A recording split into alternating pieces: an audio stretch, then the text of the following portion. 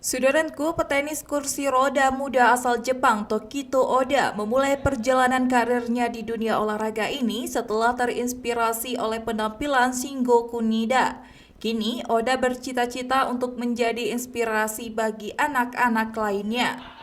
Paris memiliki makna mendalam bagi Tokido Oda. Selain namanya yang terinspirasi dari Arc de Triomphe, monumen terkenal di pusat kota Paris, Oda juga berhasil mengamankan 2 dari 4 gelar Grand Slam tenis kursi roda di ajang French Open. Pemain berusia 18 tahun ini yakin bahwa Paris telah ditakdirkan menjadi tempat debut Paralimpiadenya.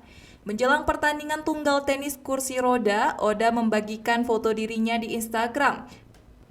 Tengah membuat harapan di depan Arc de Triomphe dengan kata pemimpi sebagai caption. Pada 1 September, ia sukses melangkah ke babak ketiga turnamen tunggal putra setelah mengalahkan petenis Inggris Ben Batham dengan kemenangan strike set. Namun, Paralimpiade tak sekedar menjadi ajang kompetisi baginya, melainkan juga mengubah hidupnya secara drastis.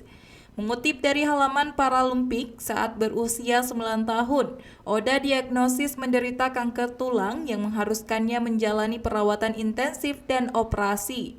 Selama masa perawatannya di rumah sakit, Oda menonton video Shingo Kunida yang tengah bertanding di final tunggal putra Paralimpiade London 2012. Dan dari sanalah ia menemukan kecintaannya pada tenis kursi roda. Dalam perjalanannya, Oda telah mencapai prestasi yang luar biasa dibandingkan dengan banyak rekan sebayanya. Pada usia 14 tahun, ia mencatatkan sejarah sebagai petenis putra termuda yang pernah menduduki peringkat pertama dunia dalam kategori tenis kursi roda junior. 3 tahun kemudian, ia meraih gelar Grand Slam pertamanya di Roland Garros, sekaligus menjadi petenis termuda yang berhasil mencapai peringkat pertama dunia di kategori tunggal tenis kursi roda.